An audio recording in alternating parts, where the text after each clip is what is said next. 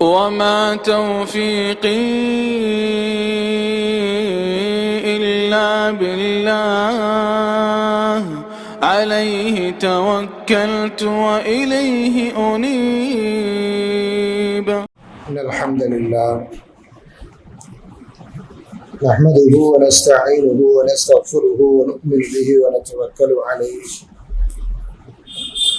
ونعوذ بالله من شرور أنفسنا ومن سيئات أعمالنا. من يهده الله فلا مضل له ومن يضلل فلا هادي له.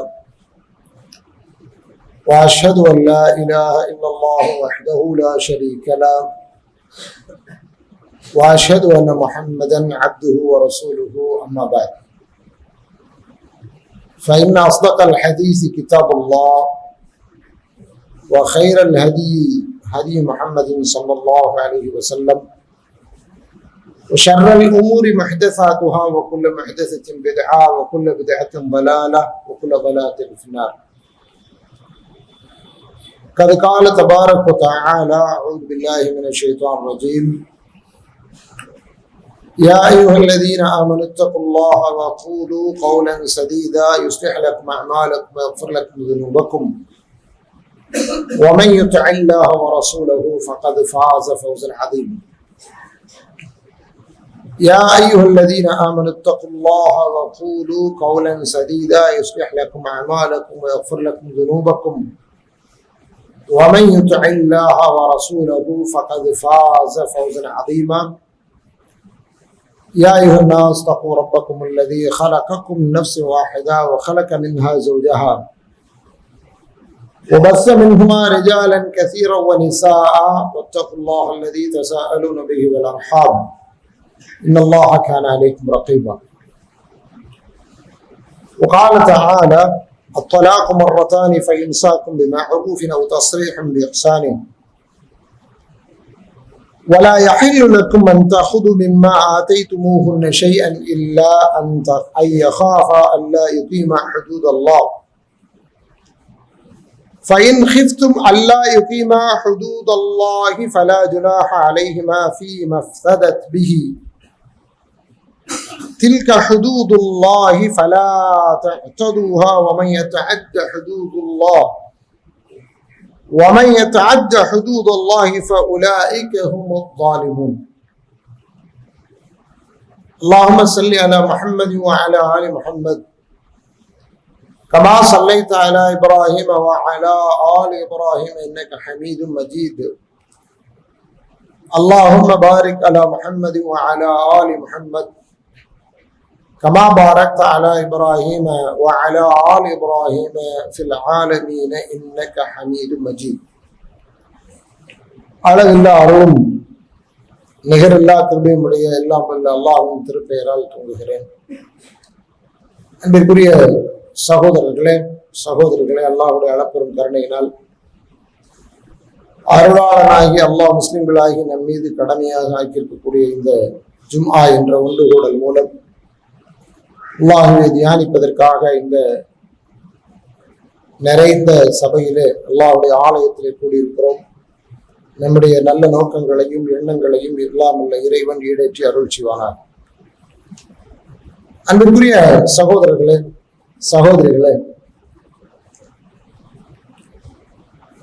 மார்க்கம் அல்லாஹ்வுடைய திருத்தூதர் ஸல்லல்லாஹு அலைஹி வஸல்லம் அவர்கள் மூலமாக இந்த மனித சமுதாயத்திற்கு படித்து தரப்பட்டது. அது வாராந்தரம் நடைபெறக்கூடிய இந்த ஜும்ஆ போன்ற ஒரு உரை மூலமோ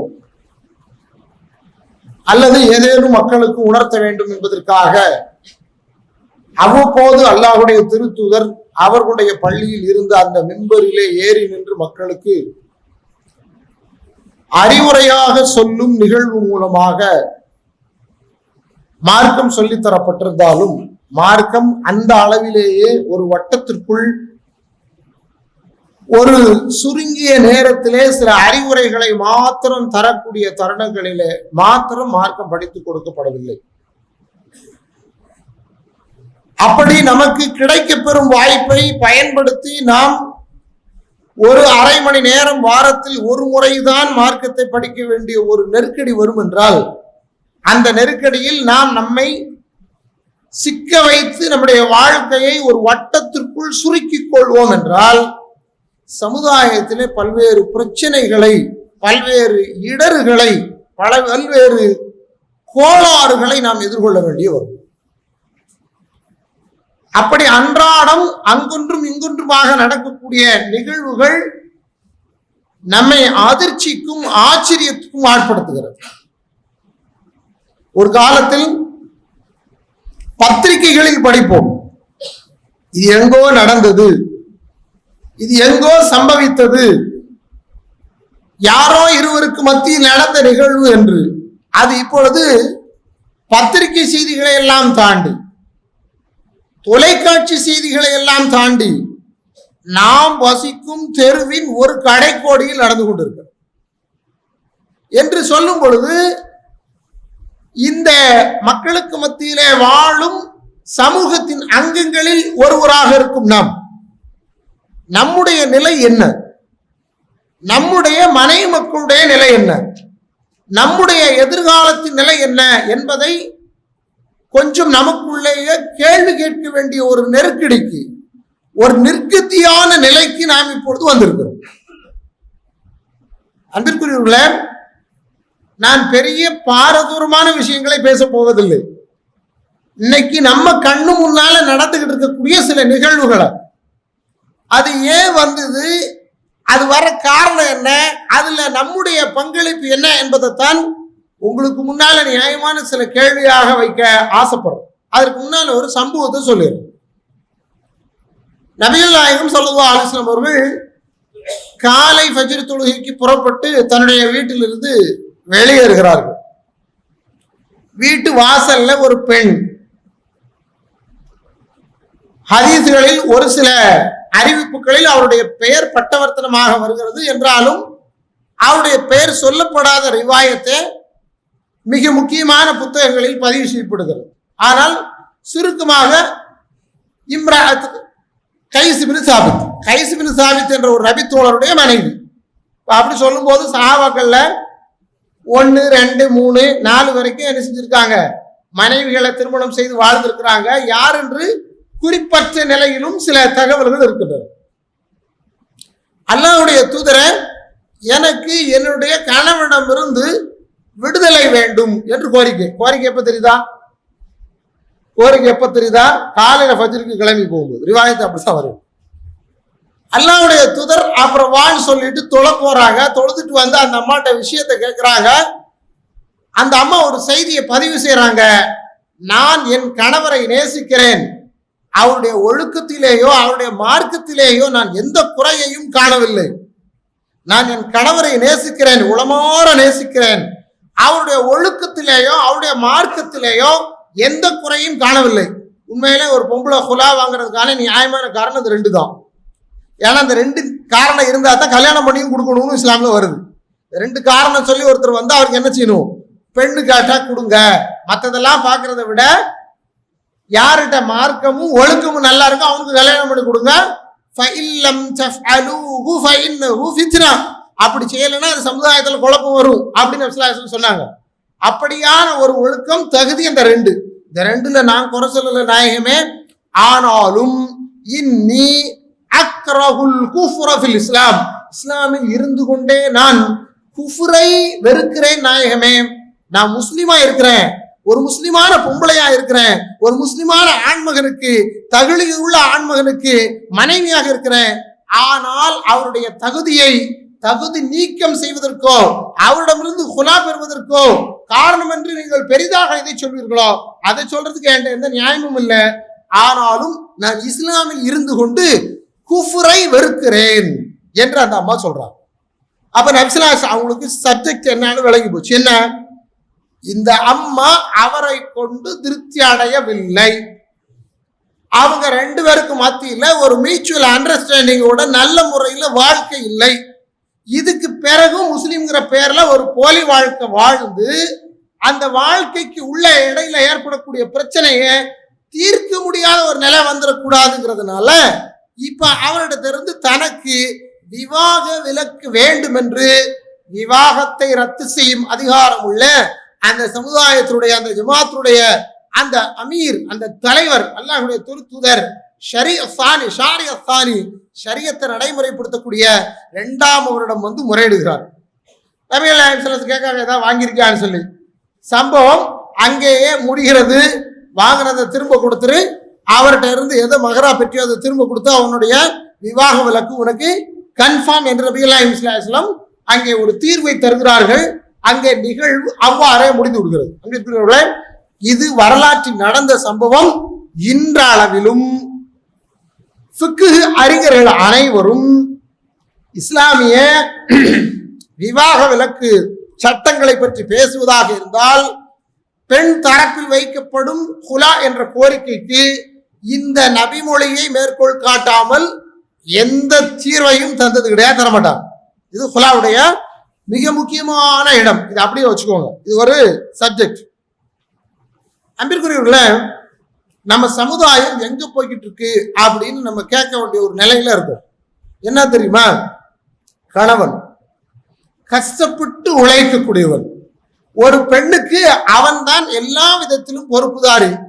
இந்த உலகத்துல இந்தாப்பா பிடிச்சு கொடுத்துட்டேன் உங்ககிட்ட, அதனால அவளுக்கு சாப்பாடு போடு, அவளுக்கு ட்ரெஸ் வாங்கி கொடு, அவளை நல்லா வீட்டுல வச்சுக்கோ அப்படின்னு சொல்லி மாத்திரம் ஒப்படைக்கிறது இல்ல. அவளுடைய லாப நஷ்டம் எல்லாத்தையும் நல்லா பார்த்துக்கோ, அவ தான் உனக்கு எல்லாம், அவளுக்கு எல்லாம் நீ தான் அப்படின்னு சொல்லிதான் எல்லா இடத்தையும் கல்யாணம் நடக்கு. அப்படிதான் நடக்கு, அப்படிதான் நடக்கு. நானும் அப்படிதான் நம்புறேன், அப்படிதான் நடக்கு. ஆனா அன்பிற்குள்ள இதை தாண்டி சில நிகழ்வுகள் நம்முடைய சமுதாயத்தில் சாதாரணமாக நடக்குது. நம்முடைய சமுதாயத்தில் சாதாரணமாக நடக்கிறது. இங்கே ஒரு குஃப்ரை ஒரு முஸ்லிமான பெண் ஒரு முஸ்லிமான ஆணோடு வாழும் பொழுது வெறுக்கிறார். அதை வரலாற்றில் பார்க்கிறோம். ஆனால் இங்கே முஸ்லிமான சமுதாயத்திற்கு மத்தியிலே முஸ்லிமான ஆண்களும் பெண்களும் நடத்தும் அன்னிக்காகும் சுன்னதி ஃபமன் ரகிபான் சுன்னதி ஃபலைஸ மின்னி என்று நீட்டி முழங்கி ஆலிம்சா ஓதி வச்சு அல்லாஹும்ம அல்லிஃப் பைனஹும் அல்லாஹ் சொல்லி வச்ச கல்யாணத்துல அந்த கல்யாணத்துடைய நிகழ்வை நீங்க பார்க்கும்போது ரொம்ப ஆச்சரியமா இருக்கு. ஒரு கணவனும் மனைவியும் வாழக்கூடிய வாழ்க்கை. என்ன? மனைவி என்பவள் நம்பி ஒப்படைக்கப்பட்ட அமானிதம் என்று சொல்றாங்க. எல்லாத்தையும் பேணி ஒரு மனுஷன் கஷ்டப்பட்டு ஒரு மனைவியை காப்பாத்துறான். அவன் அதற்காக உலகத்துல எதிர்கொள்ளக்கூடிய அவமானங்களும் தாழ்ச்சிகளும் ஏற்றுக்களும் பல பல சொல்லிக்கொண்டே இருக்கலாம். நம்ம அதை பத்தி பேசுறதுக்கு இல்ல. ஆனா அந்த தருணத்துல அவனத்துல ஒப்படைக்கப்பட்ட ஒரு பெண் வீட்டுக்குள்ள மனைவியா இருக்கிறவ சந்தேகப்படும்படியான சில செயலை செய்கிறாள். சந்தேகப்படும்படியான செயலை செய்கிறாள். சந்தேகம் வரக்கூடாது. யாருக்கு வரக்கூடாது? ஆணுக்கு பெண் விஷயத்திலும் வரக்கூடாது, பெண்ணுக்கு ஆண் விஷயத்திலும் வரக்கூடாது. வந்துட்டு அங்க இந்த குடும்பத்துல என்ன இருக்காது? ஒரு காலமும் நிம்மதி இருக்காது. இவன் இங்க பொருள் தேடுறான். ஒரு 15-20 ரூபாய் சம்பளம் வாங்குறான். நம்மால முடிஞ்ச அளவுக்கு நாம 2 பேரு, நமக்கு 2 பிள்ளைகள், நம்மளை பெற்றவங்க ஒருத்தரோ 2 பேரோ முடிஞ்ச அளவுக்கு வாழ்றான். வாழ முடியாத சூழல்ல இந்த குடும்பத்தை காப்பாத்துறதுக்காக இங்க இருந்து கடல் கடந்து பயணம் மேற்கொண்டு பொருளாதாரத்தை திரட்டுறான். சந்தேகம் கூடுகிறது, தன்னுடைய மனைவியின் நடத்தை சரியாக இருக்கிறதா இல்லையா. எந்த தகவலும் இல்லாமல் ஒரு நாள் திடீர் என்று வந்து இறங்குகிறான். ஒரு செல்போனை தான்னு கேட்கிறான். இவ்வளவுதான் சப்ஜெக்ட். ஒரு செல்போனை தா அப்படின்னு கேட்கிறான். செல்போன் வாங்கப்படுகிறது. செல்போனில் call list, dialled list check பண்ணப்படுது. செக் பண்ணா ஒரு பர்டிகுலர் பர்சனுடைய டயல்டு நம்பர் திரும்ப திரும்ப திரும்ப வருது. யார் என்று பார்த்தால் அது சந்தேகப்படும்படியான ஒரு ஆண்மகனின் ஒரு அந்த ஆண்மகன் ரொம்ப தூரம் இல்ல, அதே தெருல அதுக்கு பக்கத்துல தான் இருக்கு. ரொம்ப தூரமா இல்ல, இவன் நம்பக்கூடிய இடத்துல தான் இருக்கான். என்னன்னு விசாரிக்கிறதுக்கு ஆளை கூப்பிடுறதுக்குள்ள ஆள் இல்லை.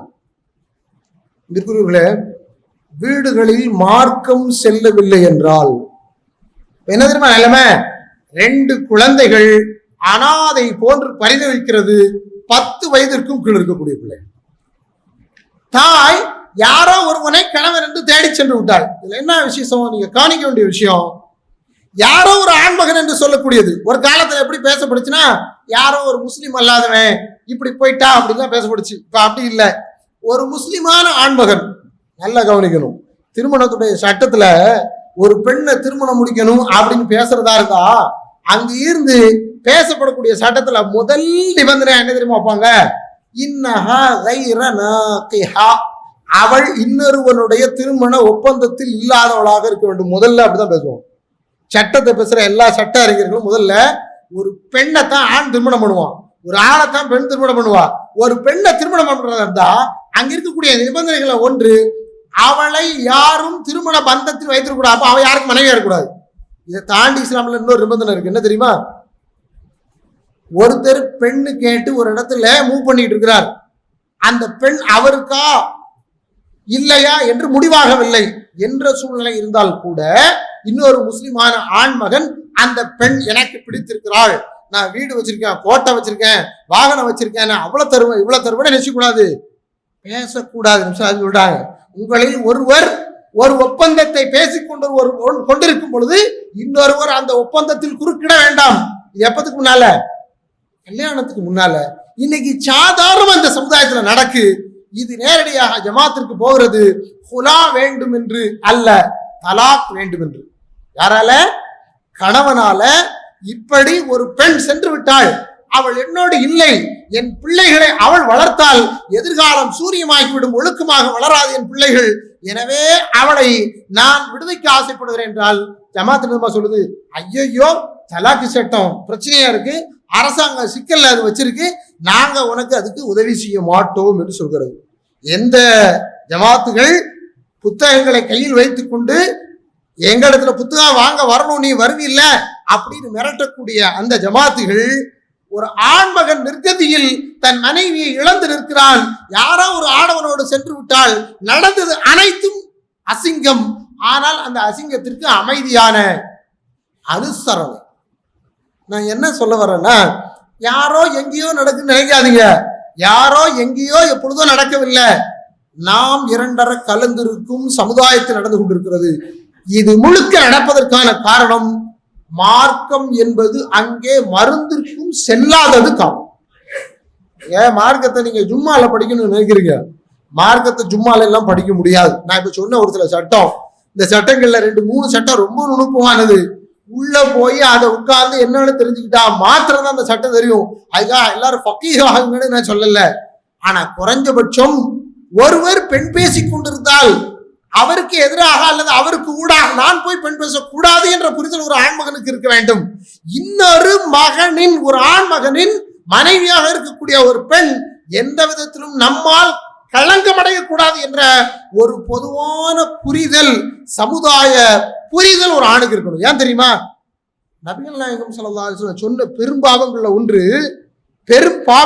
ஒன்று ஐயு. நபிகள் நாயகம் ஸல்லல்லாஹு அலைஹி வஸல்லம் அவங்களத்துல கேட்கிறார், இப்னு மஸ்ஊத் ரலியல்லாஹு அன்ஹு கேட்கக்கூடிய கேள்வி இது. இமாம் புகாரி ரிவாயத் செய்கிறார். இன்னும் பிரபலமான ஹதீஸ் புத்தகங்கள் எல்லாம் இடம்பெற்று இருக்கிறது. இப்னு ஹிப்பான் பிரத்யோகமாக பதிவு செய்கிறார். இப்னு மஸ்ஊத் ரலியல்லாஹு அன்ஹு வந்து கேட்கிறாங்க, ஹதீஸை கேட்கும்போது ரொம்ப சொல்றாரு, எனக்கு வாய்ப்பு இன்னைக்கு நபிகள் அவங்க தந்த ஒரு வாய்ப்பு, யாருமே இல்லை, நபியோட சந்திக்கிறதுக்கு எனக்கு வாய்ப்பு இருந்தது, பக்கத்துல உட்கார்ந்து நெருக்கமா பேசினேன், யாருமே இல்லை. நான் கேட்டேன் அல்லாஹ்வுடைய தூதரிடத்துல, அதமுத்தம்பி மாஹி அதமுத்தம்பி, உலகத்துல பெரிய ரொம்ப கொடூரமான மகத்தான ஒரு பெரிய பாவம் என்ன இருக்க முடியும் அப்படின்னு சொல்லுங்க நாயகமே. நான் கேட்டேன். நபிகள் நாயகம் சொன்னாங்க, அன்தஜஅல லில்லாஹி நித்தன், முதல்ல ஒரு பெரும் பாவம் இருக்கும் என்றால் நீ அல்லாஹ்விற்கு இணையாக இன்னொரு தெய்வத்தை ஏற்படுத்துவது, கடவுளை ஏற்படுத்துறது. இன்னைக்கு இதுல சொரணை அத்து போச்சு இந்த சமுதாயத்துக்கு. இன்னைக்கு இந்த சமுதாயத்திற்கு சொரணை அத்து போய்விட்டது. அதனால் தான் அல்லாஹ் அல்லாத அவனுடைய அடியார்களை அவனுக்கு நிகரானவர்களாக அழைத்துக் கொண்டிருக்கிறார்கள். அப்படி அழைக்கக்கூடிய வீடுகளிலே இது சம்பவிக்கிறது, வெகு சாதாரணமாக சம்பவிக்கிறது. ஏன் சம்பவிக்கிறது என்றால் அல்லாஹ்வுடைய விஷயத்தில் காட்டாத அந்த கீரத், ரோஷம் அவருடைய இல்லங்களிலும் இல்லாமல் எடுபட்டு விட்டது. காரணம் தான், வேற ஒரு காரணம் நம்ம சொல்ல முடியாது. அவருடைய இல்லங்களிலும் இல்லாமல் ஆகிவிட்டது. நபிகள் நாயகம் ஸல்லல்லாஹு அலைஹி வஸல்லம் அவர் கேட்கிறார், அடுத்து என்ன பெரிய பாவம் அல்லாஹ்வுடைய தூதரே? உக்கூக்குல் வாலிதை, பெற்றோருக்கு மாறு செய்து அவர்களை தொல்லை கொடுப்பது. பெத்த தாயையும் தகப்பனையும் வைத்துக் கொண்டு அவர்களிடத்திலே கண்ணியமாக நடக்காது, அவருடைய பேச்சை கேட்காது, அவர்களிடத்திலே முரண்பட்டு அவர்களுக்கு எதிர்த்து அவர்களை தொல்லை கொடுப்பது என்று நபிகள் நாயகம் ஸல்லல்லாஹு அலைஹி வஸல்லம் சொல்றாங்க. இதுவும் சாதாரண பாவம் இல்லை, இன்னைக்கு சமுதாயத்துல சாதாரண நடக்கு. அதுக்கு அடுத்து நபிகள் நாயகம் சொன்னாங்க, அன்துசானி ஹலீலத ஜாரி, உன் பக்கத்து வீட்டுக்காரன் உண்மையிலையும் நம்பிக்கை வச்சுதான் அவனுடைய மனைவிய அவனுடைய வீட்டுல சாதாரணமா விட்டுட்டு போறான் என்றால் உன்னால் அவளுக்கு பாதுகாப்பு இருக்க வேண்டும். அப்படி இல்லை என்றால், அப்படி இல்லாத சூழ்நிலையில் அவளோடு நீ விபச்சாரம் செய்வாய் என்றால் அது ஷிர்கிற்கு அடுத்த அளவிற்குள்ள மாபெரும் பாதகம் என்று நபிகள் நாயகம் ஸல்லல்லாஹு அலைஹி வஸல்லம் சொல்றாங்க. இந்த சமுதாயத்துக்கு சொரணை இல்லையே, இந்த சமுதாயத்தில் இருக்கக்கூடிய அசிங்கம் பிடித்தவர்களுக்கு சொரணை இல்லையே. இந்த சொரணை ஏன் இல்லாம ஆச்சு அப்படின்னா, இதை பேசுவதற்கான, இதை கட்டமைப்பதற்கான, இதை குற்றம் என்று சொல்வதற்கான, இவ்வளவு பெரிய பாவத்தை பாவம்னு சொல்வதற்கான தளங்கள் எல்லாம் அடைக்கப்படுகிறது, அந்த வழிகள் எல்லாம் மூடப்படுகிறது. போய் நாம சொல்லணும்னா கூட குறுக்க நிற்கும் சொல்லாதீங்களா, ஏன் அவ்வளவு சாதாரணமா அது எவ்வளவு பெரிய பாவத்தை எவ்வளவு இலகுவா நீங்க செய்ய போறீங்க. என் உலகத்துல யாரும் நிம்மதியா இருக்கணும்னா அவங்களுடைய ஒரு பெண் சுதந்திரமாக சந்தோஷமாக அவருடைய வீட்டுல இருக்கணும்னா அவளுடைய விஷயத்துல அவருடைய கணவன் பரிபூர்ணமான திருப்தியோடு இருக்கணும். அவன் திருப்தியா இருக்கணும் அப்படின்னா அவருடைய அக்கம் பக்கமும் சுற்றமும் அவளுக்கு தொல்லை கொடுக்காத நலவு நாடக்கூடியதாக இருக்கணும். நலவு நாடக்கூடாத, நலவு நாடாத ஒரு சுற்றம் இருக்கும் என்றால் அன்பிற்குரியவர்களே, இது கேடு இன்னைக்கு சமுதாயத்துல சாதாரணம் வந்துருச்சு. இது மார்க்கம் இல்லாத ஒரு இடத்தில் அன்பிற்குரியவர்களே, இன்னொரு சம்பவத்தையும் நான் சொல்கிறேன். இது இரண்டும் தென்காசியில் நாம் வசிக்கும் நம்முடைய சமூகத்திற்கு மத்தியில் தான். கணவன் பொருளீட்டுகிறார், பொருளீட்டினால்தான் வீட்டில் உலை ஒதுக்கும். பாவம் அவன் தன்னுடைய மனைவி, மக்கள், பிள்ளைகள், வீட்டில் இருக்கக்கூடிய பெரியவர்கள் எல்லாருக்குமாகத்தான். ஆனால் பொருள் ஈட்டக்கூடிய இவர்கள் பொருள் ஈட்டுவதில் காட்டும் அக்கறையையும் ஆர்வத்தையும் அதே அளவிற்கு மனைவி மக்களுடைய விஷயத்தில் காட்டாத முஸ்லிம் அப்படி கொஞ்சம் பேர் இருக்கான்.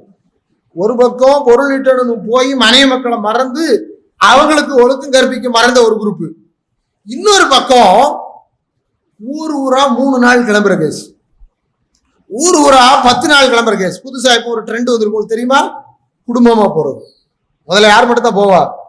ஆரம்ப காலத்துல நாம கடுமையா விமர்சனம் பண்ணும் பொழுது பள்ளியா போய் உட்கார்ந்துருக்கலப்பா, 10 நாள் போறதுக்கும் 40 நாள் போறதுக்கும் 90 நாள் போறதுக்கும் சவுதி அரேபியாவிலையும் வெளிநாடுகளையும் லீவ்ல வரும்போது கூட அங்கிருந்து வரும்போதே நான் டெல்லி நிஜாமுதீனுக்கு தான் போவேன்னு சொல்றதும் எங்க மார்க் இருக்குன்னு கேட்டது போக, இப்ப என்ன ஆயிடுச்சு அப்படின்னா பிள்ளைகளை எல்லாம் விட்டு சாதாரணமா புருஷனும் பொண்டாட்டியுமா கிளம்பி எங்க போற மாதிரி ஆயிப்போச்சு அப்படின்னா தாவத்துன்னு சொல்லி ஊரா கிளம்புறது புதிய ஃபேஷன் ஆயிப்போச்சு.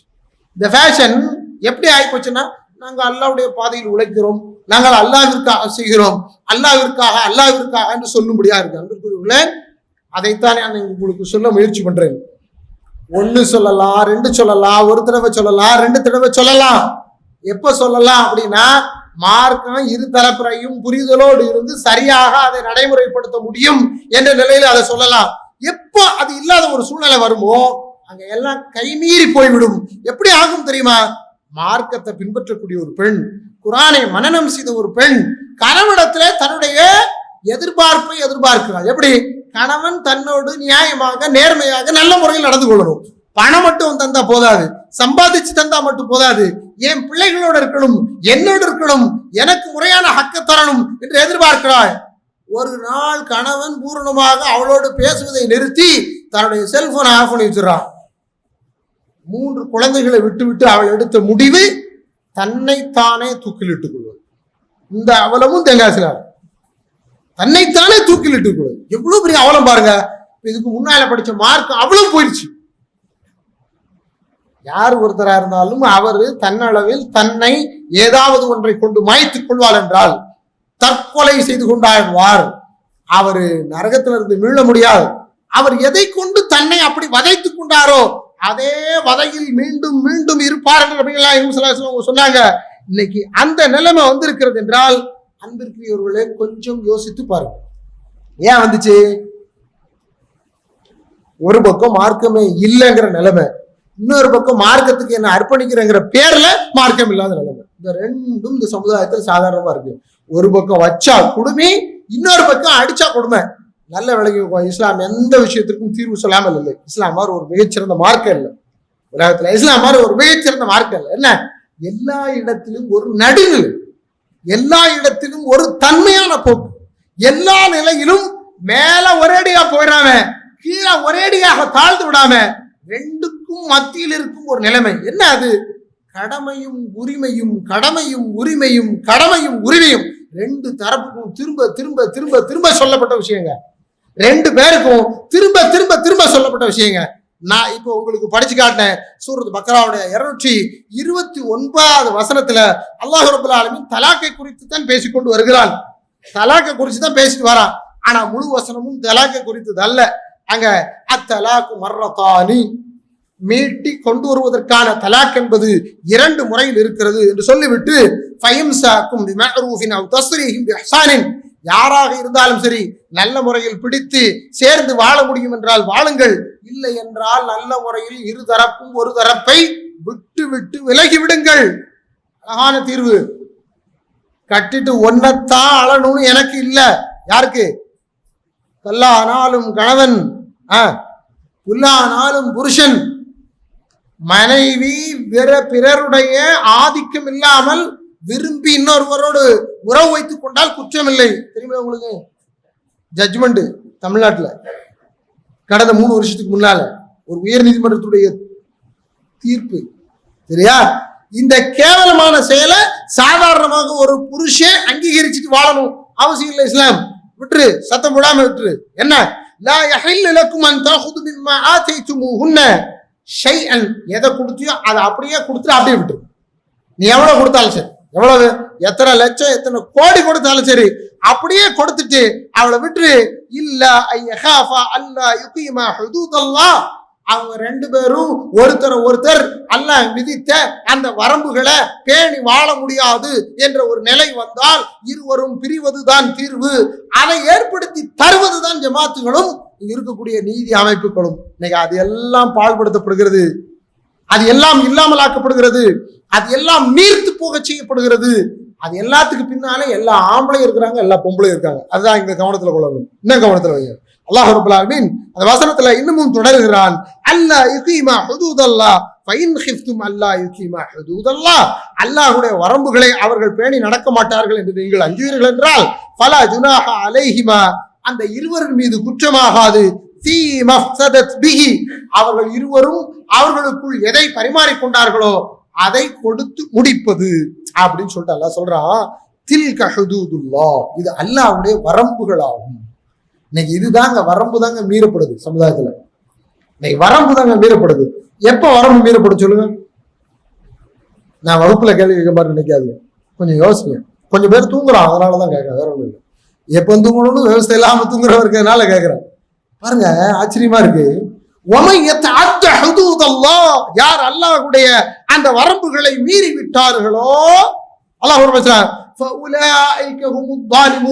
அவர்கள் அநியாயக்காரர்கள் தான். வரம்பை மீறுதல் எப்ப நடக்கும்? 2 டைம் நடக்கும். ஒண்ணு வரம்புனா என்னன்னு தெரியாம நடக்கும்ல. என்னன்னே தெரியாது எனக்கு, ஆனா இன்னோசென்ட், எனக்கு ஒண்ணும் தெரியாது. இப்போ சட்டத்துல எப்படின்னா நிறைய வாய்ப்பு இருக்குல்ல, எனக்கு ஒண்ணும் தெரியும், இன்னோசென்ட் அப்படின்னு சொல்லி தப்பிக்கிறது ஒண்ணு. இன்னொன்னு, அந்த வரம்பை தெரிந்து பகிரங்கமாக வரம்பை தெரிந்து இதுதான் வரம்பு என்று திருமணத்தை பத்தியோ திருமண விவாக விளக்க பத்தியோ ஒரு ஆண் பெண் உறவை பத்தியோ ஒரு ஆண் பெண்ணுடைய தூரத்தையோ அல்லது அவங்களுடைய நெருக்கத்தையோ சரியாக தெரிந்து கையாளக்கூடிய அந்த விஷயங்களையோ தெரிந்து வரம்பு மீறுதல் என்பது ஒன்று, தெரியாமல் வரம்பு மீறுதல் என்பது ஒன்று. தெரியாம வரம்பு மீறிட்டா நிச்சயமாக அவங்களுக்கு தௌபாவுடைய வாசல் இருக்கிறது, ஆனால் தெரியாமலே இருப்பது குற்றம். அதை முதல்ல கவனத்தில் வைக்கணும்.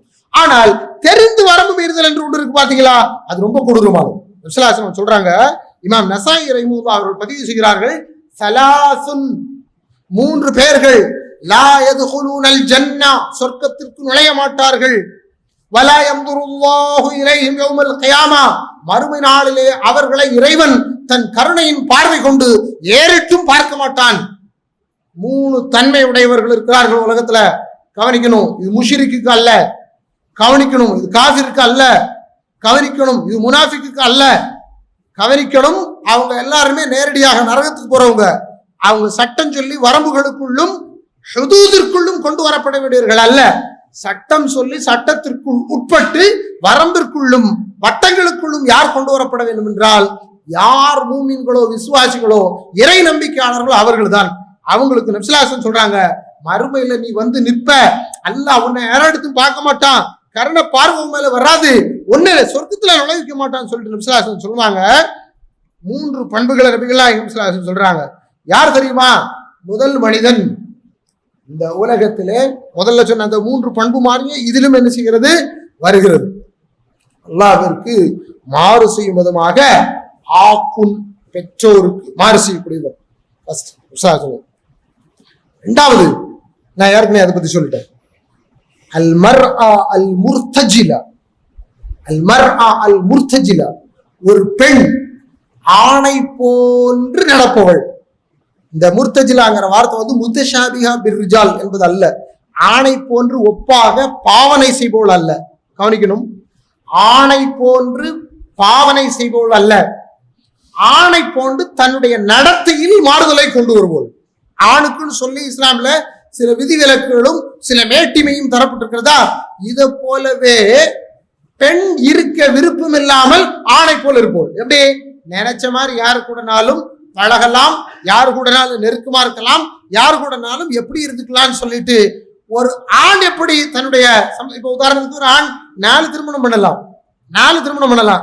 எனக்கு 2 புருஷன் இருந்தா என்னன்னு ஒரு பொம்பளை, முஸ்லிமான பொம்பளை கேட்டானா அவன் அந்த இடத்துல வந்துருவோம், அந்த இடத்துல வந்துருவா. கவனிக்கணும், கேட்டுக்கிட்டதனம். அதுக்கு அடுத்து நபி ஸல்லல்லாஹு அலைஹி வஸல்லம் சொன்னாங்க, அத்துயூஸ். அத்துயூஸ் துயூஸ் மாமான துயூஸ் யார சொல்லுங்க. அல்லாஹ்வுடைய தூதரே, துயூஸ் என்றால் யார்? தயூஸ் என்றால் யார் கேட்கும்போது அது என்ன தெரியுமா?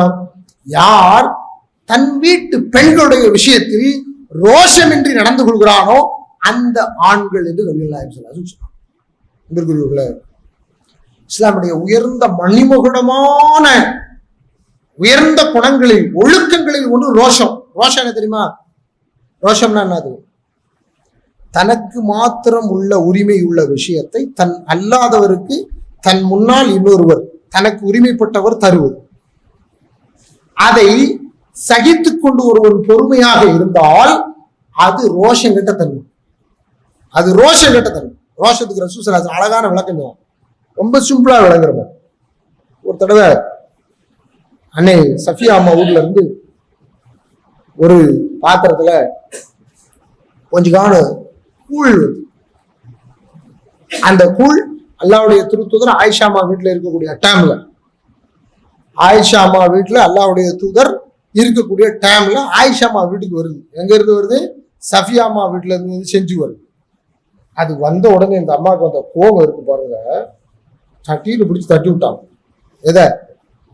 கையில வச்சிருந்த அந்த கூழை அப்படியே தட்டி விட்டுட்டாங்க, கீழே விழுந்து உடைஞ்சிருச்சு. அப்சலா சொன்னாங்க, உம்முக்கும் உடைய தாய்க்கு ரோஷம் வந்துருச்சு, தாய்க்கு ரோஷம் வந்துருச்சு. அதென்ன என் வீட்டுல இருக்கும்போது எனக்கு சாப்பாடு கொடுக்க தெரியாதோ, என் சக்களத்தி ஒருத்தி அங்கிருந்து கொடுத்து விடுறதா சொன்னாங்களா?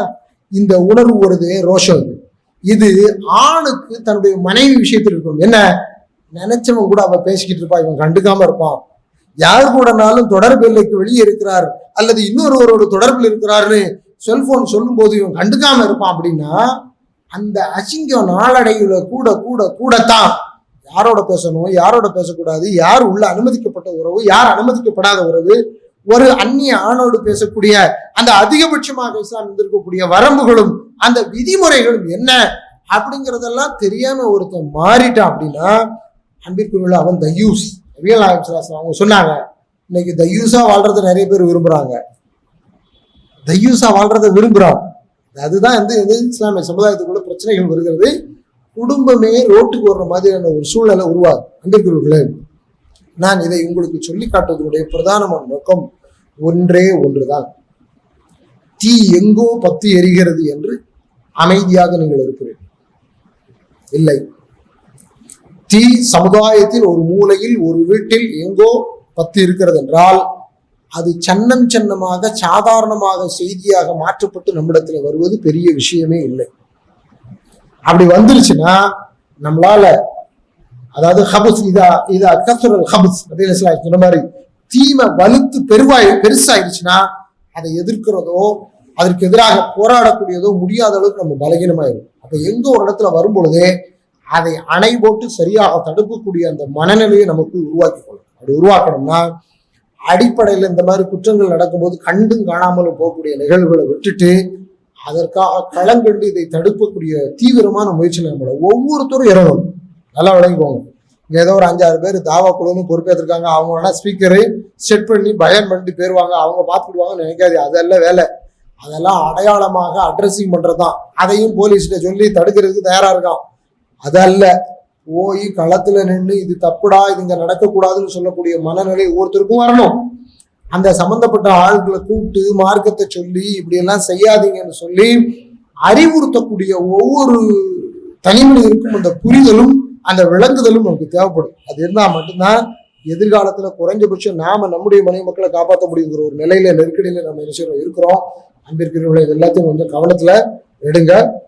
பாரக்கல்லாஹு லி வ லக்கும் ஃபில் குர்ஆனில் அஸீம் வ நஃபஅனி வ இய்யாக்கும் பில் ஹக்கீம். أقول ما تسمعون أستغفر الله لي ولكم ولسائر المسلمين فاستغفروه من كل ذنب إنه هو الغفور الرحيم.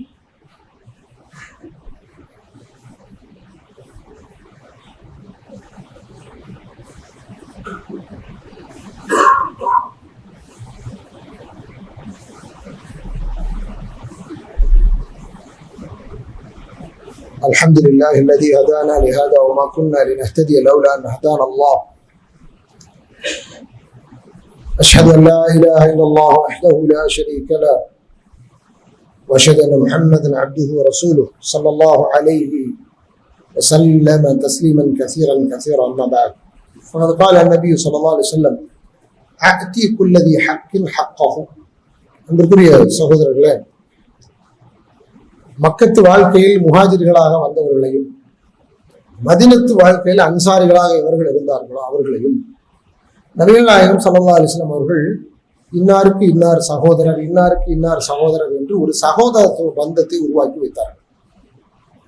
அந்த சகோதரத்துவ பந்தம் வந்த பிறகு அவர்களுக்குள் எப்படி இருந்தது என்றால், தங்களுக்கு தெரிந்த அந்த மார்க்கம் தங்களோடு இருக்கக்கூடிய அந்த நண்பர்களுக்கும் அந்த தோழர்களுக்கும் தெரிய வேண்டும், அவர்களும் இந்த மார்க்கத்தின்படி வாழ வேண்டும், அதுதான் சரியான ஒரு வாழ்க்கை என்ற நல்ல புரிதலும் அதன் மூலம் அவர்களை ஒரு செறிவூட்டப்பட்ட ஒரு புடம் போட்ட எடுக்கப்பட்ட தங்கங்களாக உருவாக்கக்கூடிய ஒரு வாய்ப்பு மக்காவில் இருந்து வந்த முஹாஜிர்களுக்கும் மதீனாவில் இருந்த அன்சாரிகளுக்கும் மத்தியில் ஒரு உறவு ஏற்படுத்தியது. இந்த உறவுல ஒரு தடவை சல்மானுல் ஃபாரிசி, இவர் ஏற்கனவே மக்கால இருந்தவர், அவருக்கும் அபூ தர்தா என்ற ஒரு அன்சாரி தோழருக்கும் நபிகள் நாயகம் ஸல்லல்லாஹு அலைஹி வஸல்லம் இந்த சகோதரத்துவ பந்தத்தை ஏற்படுத்தார். யார் வந்தாலும் உனக்கு இவர் சகோதரர், உனக்கு இவர் சகோதரர், உனக்கு இவர் சொல்லுவாங்க. ரெண்டு பேரும் சகோதரர்களா எங்க இருப்பாங்க? மதீனாவில இஸ்லாமிய குடியரசுக்குள்ள இஸ்லாமிய பிரஜைகளாக வாழ்வாங்க. இவனுக்கு ஒண்ணுனா அவரு, அவருக்கு உடனே இவருன்னு எல்லா விதத்திலும் பங்கெடுப்பாங்க. அப்ப ஒரு நாள் பலர் பொருளாதாரங்களை பகிர்ந்து கொண்டார்கள், பலர் தங்களுடைய சொத்து பத்துக்களை பகிர்ந்து கொண்டார்கள், லாப நஷ்டங்கள் பலதையும் பகிர்ந்துக்கிட்டாங்க. அதுல நன்மை தீமையில நிறைய பகிர்ந்துக்கிட்டாங்க. அதுல ஒண்ணு என்னன்னா, சல்மானுல் ஃபாரிசி அபூ தர்தாவை பார்க்க வருகிறார். அபூ தர்தா வீட்டில் இல்லை. இது நம்ம இன்னைக்கு சொல்லக்கூடிய இந்த புர்காவுடைய வசனம் இறங்குவதற்கு முன்னர் நடந்த நிகழ்வு. வாராங்க, வந்து உம்மு தர்தாவை பாக்குறாங்க. உம்மு தர்தா யாரு? அபூ தர்தாவுடைய மனைவி. அவங்க ஒரு அன்சாரிய பெண். அவங்கள பார்த்த கந்த கோலமா கிழிஞ்ச ஆடையோட வித்தியாசமா உட்காந்துருக்காங்க. எனக்கு இந்த உலகத்துக்கு என்ன சம்பந்தம் இருக்கு அப்படின்னு இருக்காங்க. இதை பார்த்த சல்மானுல் ஃபாரிசி இங்க என்னவோ பிரச்சனை இருக்கு அப்படின்னு விளங்கிக்கிட்டார். விளங்கிட்டு அமைதியா அபூ தர்தா வரட்டும்னு வெயிட் பண்றாரு. அபூ தர்தா வர்றாரு. வந்த உடனே தன்னுடைய சகோதரர், என்ன சகோதரர், இன்னைக்கு அந்த சகோதரத்துவம் எல்லாம் இங்க இல்ல, சகோதரர்கள் அந்த சகோதரர் இந்த சகோதரர் சொல்லி எல்லாம் கொஞ்சம் கொஞ்சமா எடுபட்டுக்கிட்டே போகுது. எனக்கு இன்னொருத்த நன்மையை நாடுறதும் இன்னொருத்த எனக்கு நன்மையை நாடுறதும் கொள்கை சகோதரத்துவம். அது உண்மையில இருந்ததுன்னா யார்கிட்ட பிரச்சனை இருக்கோ அவங்க கூப்பிட்டு இப்ப பிரச்சனை இருக்குன்னு பேசுறது அழகான சகோதரத்துவம். இஸ்லாம் அதான் என்ன செஞ்சு நமக்கு சொல்லி தருச்சு. வஞ்சமோ வேண்டா வெறுப்போ அல்லது இல்லாத விமர்சனங்களோ என்ன செய்யாது, அங்க வரவே செய்யாது. எங்க இருக்காது?